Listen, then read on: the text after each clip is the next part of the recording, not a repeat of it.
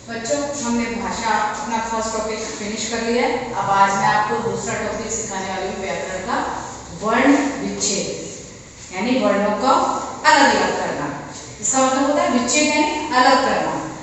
तो लेकिन इसको समझने से पहले हमको कुछ चीजें हैं व्याकरण की जो समझनी पड़ेगी। तो सबसे पहले इसको छोड़ देते हैं वर्ण विच्छेद को।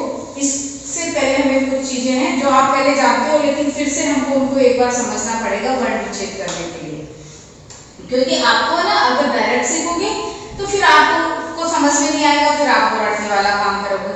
लेकिन जब ये मेथड समझ में आ जाएगा तो फिर आपके वर्ण विच्छेद आराम से होने लगेंगे। इसलिए सबसे पहले इन चीजों के बारे में जानना जरूरी है। सबसे पहले वर्ण क्या होते हैं, तो वर्ण के बारे में जानेंगे। लिखित भाषा की छोटी से छोटी मूल ध्वनि जिसके टुकड़े नहीं किए जा सकते वर्ण कहलाते हैं। जैसे हमारे वर्ण कौन से होते हैं, स्वर और व्यंजन, लेकिन ये स्वतंत्र होते हैं। जैसे क, ख, ग, च, म, प, ह, ऐसे इनको लिखते हैं ना, तो वो कहलाते हैं वर्ण। और क लिखा तो अभी मैं समझाने वाली हूँ, क तो उसके हम उससे ज्यादा टुकड़े नहीं कर सकते, क को और तोड़ नहीं सकते। यानी भाषा की, लिखित भाषा की, बोलने के कोई टुकड़े नहीं होते, जब लिखते हैं तभी इसके टुकड़े होते हैं। तो लिखित भाषा की छोटी से छोटी मूल ध्वनि जिसके टुकड़े नहीं किए जा सकते, जिसमें आपके ख, च, म, प ऐसे अलग अलग स्वतंत्र ये बोलते हैं, इनको कहते हैं वर्ण।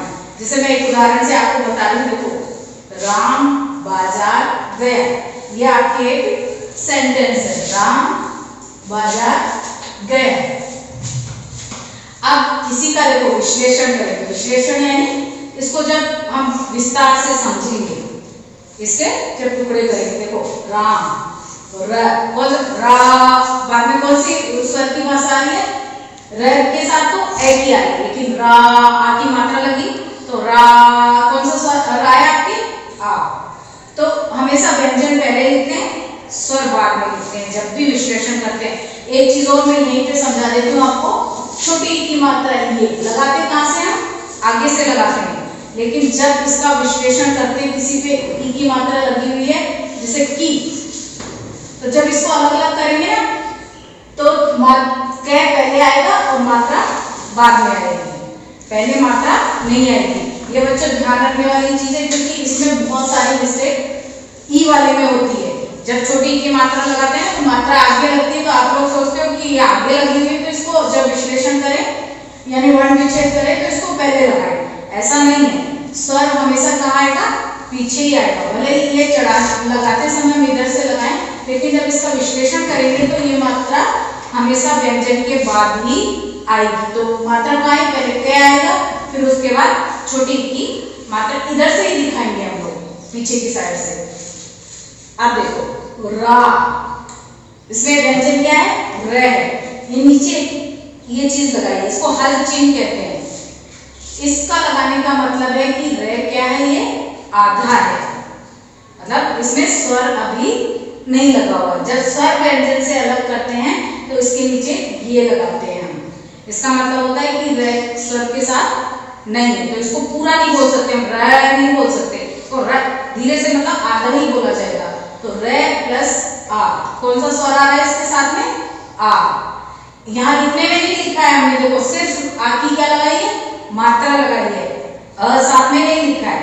लेकिन किसकी जरूरत है, देखो इसमें आप रा बोलने के लिए हमको आ की जरूरत पड़ी है, आ स्वर इसके साथ प्रयोग हुआ। ऐसे ही मैं ए, लास्ट में किसकी ध्वनि आई, ए की ध्वनि, तो इसको बोलने में हमको किसकी जरूरत पड़ी, ए स्वर की।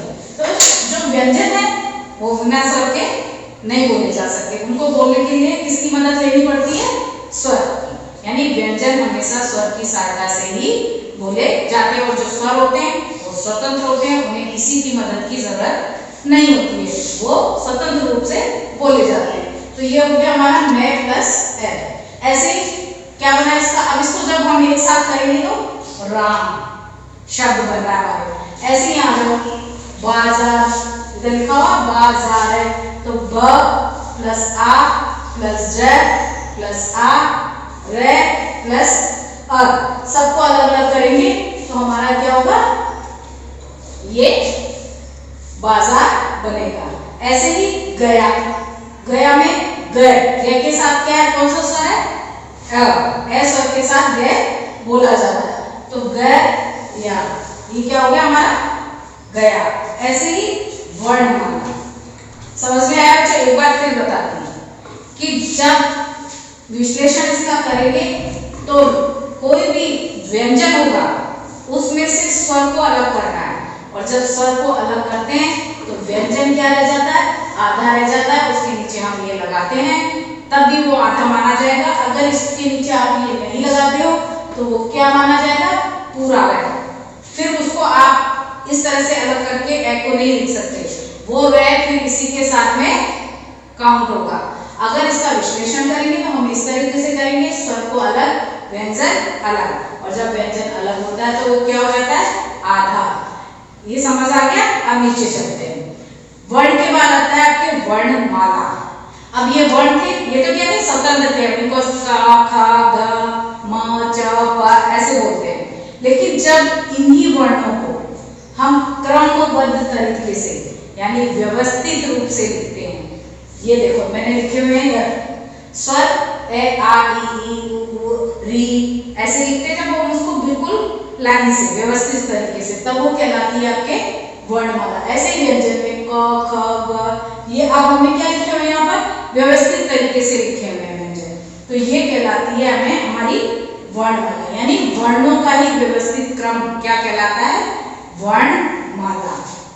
अब हम वर्णों को समझेंगे। वर्णमाला को देखो, स्वर और व्यंजन दो होते हैं हमारे वर्ण, स्वर और व्यंजन। स्वर होते हैं वो स्वतंत्र होते हैं, उनको किसी की मदद की जरूरत नहीं होती, वो स्वतंत्र रूप से बोले जाते हैं। स्वर 11 होते हैं आपके, कितने होते हैं, 11 स्वर होते हैं, ए आ ई ई। इसमें अ अंग और अह, ये ना हम स्वर में काउंट नहीं करते, इसलिए वो 11 रह जाते हैं।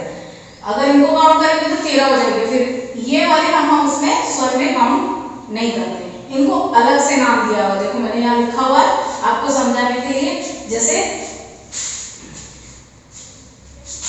अंग से अंगूर, इसको क्या कहते हैं, अनुस्वार। इसको अलग से क्या कहते हैं, अनुस्वार। खाली अनुनासिक, और ये विसर्ग, इसको कहते हैं विसर्ग। यानी जो इसकी ये मात्रा ये लगेंगी ना अलग अलग, ये जैसे मैं आपको समझा रही हूँ, देखो बच्चों, ये और ये हम लिखते हैं प्रातः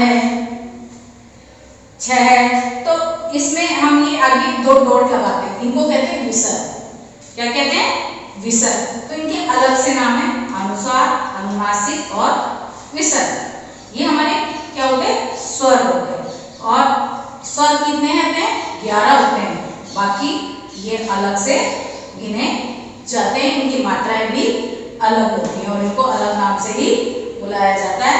ये अनुस्वार, ये अनुनासिक, ये विसर्ग। उसके बाद है बच्चों आपके व्यंजन। स्वर पढ़ लिया हमने, उसके बाद आते हैं हमारे व्यंजन। व्यंजन क्या होते हैं, ये स्वतंत्र रूप से नहीं बोले जा सकते, इनको बोलने के लिए किसकी सहायता लेनी पड़ती है, स्वर की। अगर इसकी परिभाषा लिखेंगे तो हम ऐसे लिखेंगे, व्यंजन वो व्यंजनों को स्वर की सहायता से बोला जाता है, या इनको बोलने के लिए स्वर की सहायता लेनी पड़ती है, जिसमें होते हैं आपके पूरी 12 ध्वनि जो आप पढ़ते हो, क ख ग घ ड़, च छ ज झ ञ, ट ठ ड ढ ण, ये ऐसे। आप देखो मैंने 2 व्यंजन में भी 2 चीज अलग से लिखे हुए हैं, ण और ढ। देखो एक ये जो हम इसमें लिखते हैं, इसमें क्या नहीं लगाई हुई है, मैंने डॉट नहीं लगाई हुई है ना, और यहाँ पे क्या लगी हुई है, डॉट। आपने देखा होगा हिंदी में, ये वैसे संस्कृत के हैं, तो हिंदी में जब इनका बहुत ज्यादा प्रयोग होता है, जैसे पढ़ते, लड़ते, तो उसमें क्या होता है, डॉट। ये थोड़ा सा बोलने में डिफरेंट वर्ड होते हैं, तब हम ये डॉट लगाते हैं, तो ये अलग से ही लिखे जाते हैं, इसके साथ में नहीं। हम इसके नीचे डॉट नहीं लगा सकते, इसकी डॉट यहाँ लगती है खाली, और ये ढ होता है, ये ढ होता है, तो इनमें दोनों में डिफरेंस है, ये अलग से होते हैं। 33 होते हैं व्यंजन हमारे, इनमें भी अलग अलग है ये व्यंजन। ये नीचे देखो मैंने सब में ये लगाया है। अगर वैसे हम लिखते हैं वो एक अलग बात है, लेकिन जब हम बिल्कुल प्रॉपर वे में अगर हमको व्यंजन लिखने हैं तो व्यंजन इसी तरीके से लिखी जाएगी, वर्णमाला ऐसे ही लिखी जाती है। इसमें म तक हो गया। उसके बाद हम इधर देखो मैंने अलग से लिखे हुए हैं य र ल व। य र ल मतलब अंतर स्तर व्यंजन, यानी जब इनको बोलते हैं ना तो अंदर से बोलना पड़ता है आपको, अंदर से मतलब ऐसे ये। तो देखो बोलने में आप बोल के देखो बच्चों एक बार, ये तो बोलने में अंदर से पूरा आ रहा है, एकदम जोर लगाना पड़ेगा, तो वो कहलाते हैं हमारे अंतर स्तर व्यंजन। इसके बाद मैंने लिखा हुआ है श है, ये उष्म व्यंजन है। बोलो बच्चों जरा, श और है। इसमें क्या आई, हवा निकल रही है मुंह से। श में तो देखो ये वाले श में सीटी बजी, सीटी जैसी आवाज आ रही है, इसको सीटी वाला से इसीलिए कहते हैं। तो मतलब ऊष्मा का संचार हो रहा है, यानी ऊष्मा निकल रही है, तो इसलिए इनको कहते हैं ऊष्मा नहीं, ये उष्म व्यंजन कहलाते हैं। क्या कहलाते हैं, उष्म व्यंजन कहलाते हैं। अब हमारा ये क्लियर हो गया पार्ट वर्ण, उसका विश्लेषण, उसके बाद वर्णमाला, उसके बाद स्वर और उसके बाद व्यंजन। ये कितने होते हैं, 33 होते हैं। ये 11 होते हैं। हिंदी में इसको 33 बोलेंगे, इसको 11 बोलेंगे। और इंग्लिश में अगर हिंदी में नहीं आ रहा तो एक बार मैं इंग्लिश में भी बता देती हूँ, 11 और 33। ये आपका पार्ट क्लियर हो गया। अब हम आगे चलते हैं। गो। हाँ बच्चों, अब आगे चलते हैं हम लोग हल चिन्ह। वैसे तो मैंने आपको साथ में बताया था, लेकिन फिर से एक बार मैं इसको बता रही हूँ। व्यंजनों के नीचे लगा हल चिन्ह स्वर का न होने का चिन्ह है। मैंने समझाया था आपको, ये रे, देखो मैं उदाहरण भी दे रही हूँ, आपको बता रही हूँ, ये रे नीचे मैंने इसकी लगाया हुआ है चिन्ह, इसका मतलब है कि इसमें अभी व्यंजन नहीं है, तो इसको रे ऐसे मतलब पूरा नहीं बोल सकते आप, रे ऐसे नहीं बोल सकते। और ये जब इसके नीचे देखो ये वाला चिन्ह मैंने नहीं लगाया हुआ, मतलब इसमें स्वर का प्रयोग हुआ है, तो इसको बोलेंगे पूरा रे, ऐसे आराम से, मतलब पूरा यूज होगा ये रे। ये नहीं कर सकते क्योंकि इसमें स्वर गायब है हमारे, सिर्फ आधा व्यंजन है, पूरा कभी नहीं बनता बिना स्वर के व्यंजन, और बोला भी नहीं जा सकता। वर्णों को 2 भागों में बांटा गया है। एक जब हम लिखते हैं ना, मैंने यहाँ लिखा नहीं है, लेकिन जब इसको प्रॉपर वे में लिखते हैं तो ऐसे लिखते हैं, उच्चारण के आधार पर वर्णों को 2 वर्गों में बांटा गया है। तो पहला स्वर, दूसरा व्यंजन। स्वर के देखो, अब पहले तो हमने ये सीखे कितने होते हैं और कौन कौन से होते हैं, लेकिन अब हम इनके भी भेद देखेंगे, इनके भी कितने भेद होते हैं। सबसे पहले हम देखेंगे स्वर के कितने भेद होते हैं। स्वर के 3 भेद होते हैं, ह्रस्व स्वर, दीर्घ स्वर और लुप्त स्वर, ये 3 होते हैं। इसमें देखो ह्रस्व स्वर में कौन कौन से आते हैं, ये 4 होते हैं, अ, ई, उ, ऋ। बोलने पर ध्यान दो, जो मैं बोल रही हूँ ना बच्चों उस पर ध्यान दो, अ, ई, उ, ऋ। मतलब मैंने, मुझे आराम से बोल गए, मुझे कोई टाइम नहीं लगा बोलने में, और मुझे कोई मतलब एनर्जी भी ज्यादा नहीं लगानी पड़ी, मतलब स्मूथली और कम समय में ये मैंने बोल दी। देखो फिर से बोल के बता रही हूँ बच्चों एक बार, ए, ई, उ, ऋ। आराम से बोल दी मैंने, कोई बहुत एनर्जी नहीं लगानी पड़ी, बहुत थोड़े से समय में बोल दी। यानी इनके उच्चारण में, उच्चारण मतलब होता है बोलना। हिंदी को जब है ना अच्छे से शुद्ध शब्दों में बोलते हैं ना, तो बोलने को उच्चारण कहते हैं, तो वही मैं आपको बता रही हूँ। तो इसमें क्या लगता है, कम समय लगता है, यानी ह्रस्व स्वर बोलने में कम समय लगता है। दूसरा है दीर्घ स्वर। दीर्घ स्वर मतलब नाम से पता चलता है बच्चों, ज्यादा सोचने की जरूरत नहीं है। दीर्घ मतलब लंबा, बड़ा होता है ना, दीर्घ मतलब लंबा बड़ा। तो इसमें क्या, बोलने में ये जो ह्रस्व स्वर है इनसे दुगना समय लगता है। ये तो मैंने बोला, देखो अब मैं डिफरेंस बता रही हूँ बच्चों, बोल के ध्यान से सुना, अ, आ, देखो हो गया डिफरेंस। अ मतलब कम समय, आ मतलब ज्यादा समय। ऐसे ई, उ, ऊ, ऋ, ए, मतलब इससे दुगना समय लगता है। जब हम स्वर पढ़ते हैं या व्यंजन स्वर पढ़ते हैं तो हम बोलते हैं, जैसे क बोला, सॉरी बच्चों क नहीं है बोलेंगे स्वर में, अ आ इ ई, देखो यहाँ पे डिफरेंस बोलने में भी पता चल रहा है ना। उ मतलब वो छोटा वाला क्या बोला, आराम से थोड़े से समय में, और वही आ बोलने में जब हम बोल रहे हैं तो क्या हमको लग रहा है, इससे लगभग दुगना समय लग रहा है। लगभग नहीं, लगता ही दुगना समय है, लगभग लगाना ही नहीं है, मतलब इससे दुगना समय लगता है। हास्य स्वर से दीर्घ स्वर बोलने में दुगना समय लगता है। अब देखो लुप्त स्वर, यानी इसमें देखो दो चीजें हैं, दीर्घ से दुगना, दीर्घ से दुगना समय और ह्रस्व से तिगुना समय लगता है इसको बोलने में। आपने कभी सुबह सुबह उठ बोलते बुलाते, जरा ओम बोलो बच्चों, बोल के देखो ओम, लगाना ज्यादा समय, इससे तो लगभग तिगुना और इससे दुगना। फिर से बोलो एक बार मेरे साथ, ओम, आया ना, ज्यादा समय लग रहा है। ऐसे ही हे राम, तो मतलब इसमें क्या ज्यादा समय लगता है, इससे दुगना इससे तिगुना।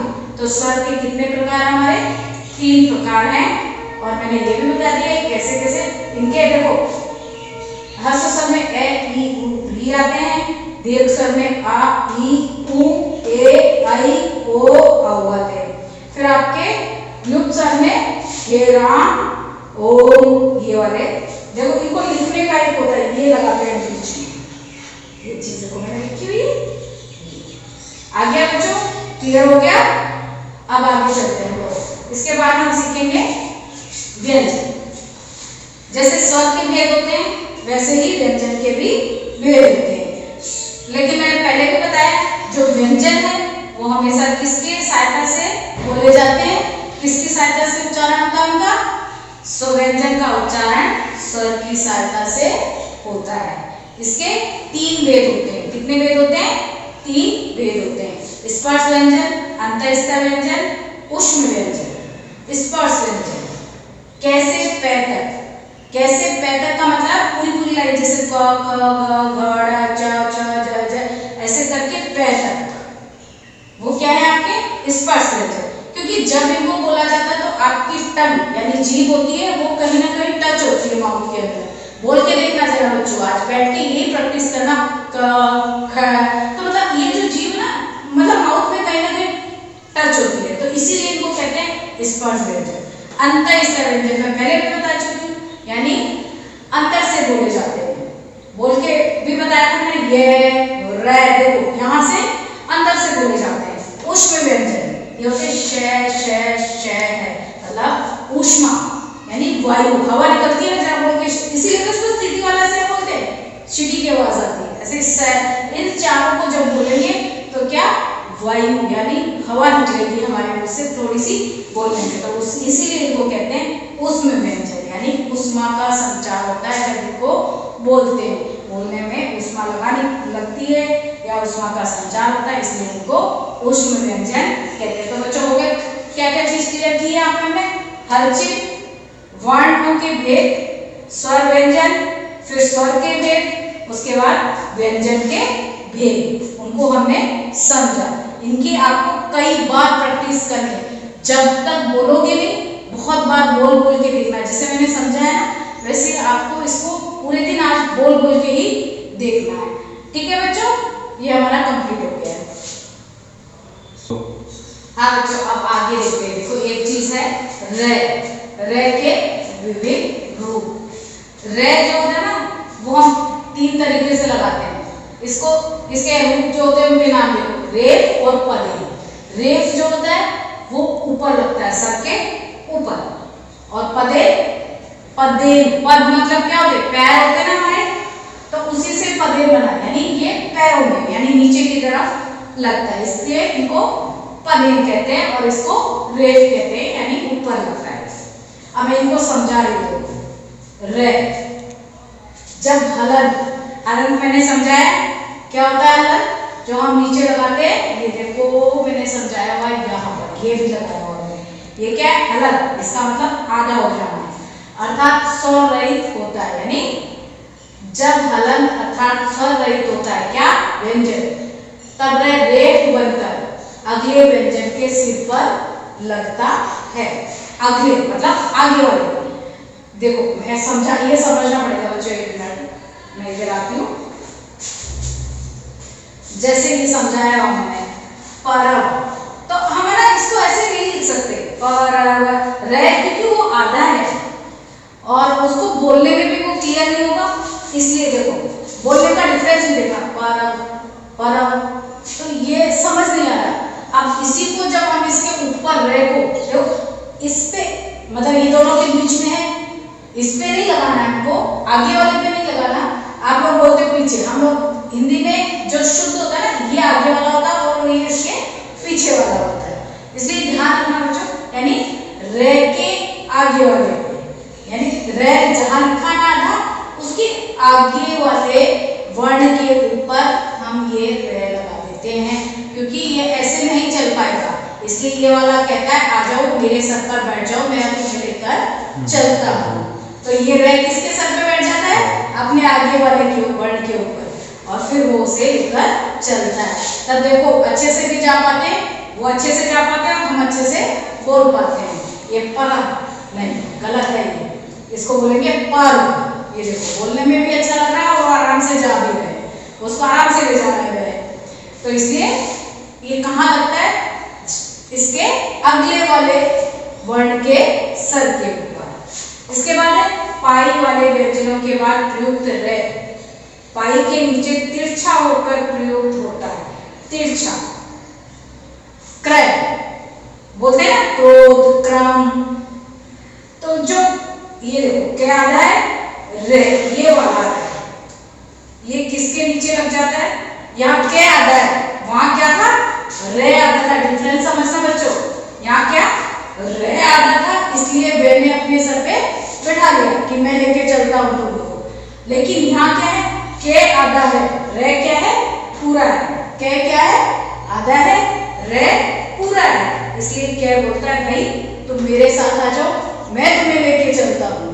तो क्रय हो जाता है, ऐसे बोला तो वो नहीं अच्छा लगेगा, तो ये क्या हो जाता है? क्रय। इसमें ये पाई का, ये एक चीज और इसमें मैंने लिखी है पाई, तो वो मैं समझा दूं बच्चों।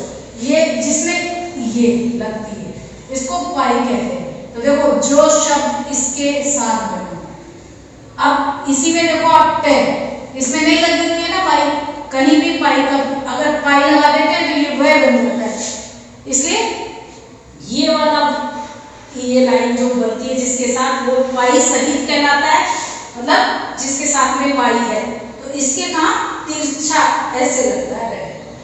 और अगर ये पाई नहीं है, अब नीचे आ जाते हैं, देखो वो चीज इसमें बताई है पाई रहित, यानी जिसमें ये पाई नहीं है। देखो टै, या इसी थे भी लिख लो बच्चों, जैसे थे होता है इसमें कहीं लगी हुई है पाई नहीं, डे लिखोगे उसमें भी पाई नहीं है। तो जो ऐसे शब्द वर्ण है ना, उनके इस तरीके, अगर मैं इसी टैग के नीचे ऐसे लगा दूं, मान लो देखो बच्चों ये लगा दिया, तो ये क्या हो गया? ये तो आधा टै हो गया, हलंत हो गया। इसलिए इसको ऐसे लगाते पूरा करने के लिए, ये रे ये पाई, मतलब ये दोनों मिलके क्या बन गए आपके? पूरा रे, ट्रक ड्रम। तो इस तरह के जो शब्द हैं उनके नीचे ये जिसमें पाई नहीं होती उसमें ऐसे लगाते हैं। क्लियर बच्चों? तीन चीजें, एक तो रेफ, वो हमेशा अगले वाले शब्द के सर के, सॉरी शब्द नहीं बच्चों, वर्ण के ऊपर लगता है। नीचे पाई वाले व्यंजन जिनके नीचे तिरछा होके लगता है, और जिनमें पाई नहीं होती है उनके नीचे इस तरह का ये रे लगता है। ये हो गए रे लगाने के तरीके। अब बच्चों एक गलती आप बहुत करते हो, क्योंकि जब भी मैं कॉपी करेक्शन करती हूँ तो री की मात्रा का बहुत बड़ा ये, एक तो क्रैक और री, इनका बहुत बड़ा गड़बड़ करते हो और डिफरेंस भी नहीं समझ पाते हो, तो वो आपके लिए समझना बहुत जरूरी है। री देखो, मैं री में ये लगाती हूँ नीचे, ये क्या है? री की मात्रा है, ये आपको समझाने के लिए लगाती हूँ। ये क्या है? री की मात्रा।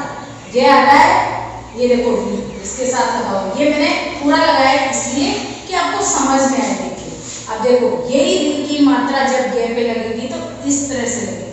कृष्ण, ग्रह, ये बनता है और ये क्रय हो जाता है। ये ग्रह हो जाएगा और ग्रह हो जाएगा।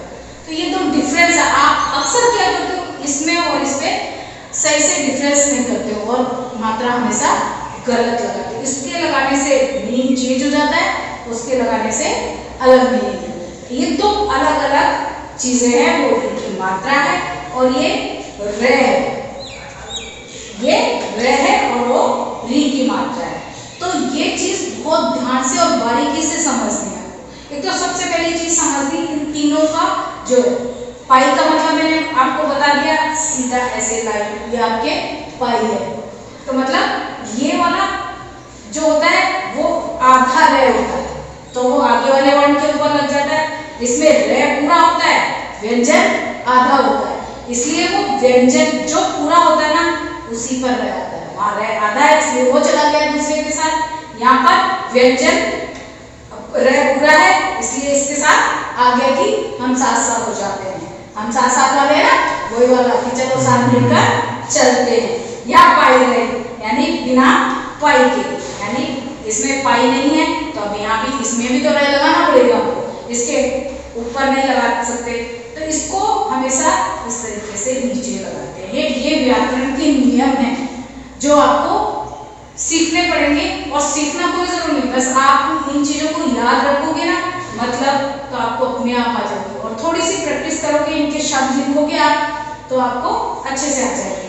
री और ये दो चीजों में आप ध्यान से लिखते समय छोटा सा ही, इनको बोलने में ज्यादा डिफरेंस नहीं होता, लिखने में आता है और इनका मीनिंग चेंज हो जाता है। इसलिए आपको ये थोड़े से वर्ड्स ध्यान से एक बार कॉपी में लिखने हैं, 10-10, 12-12।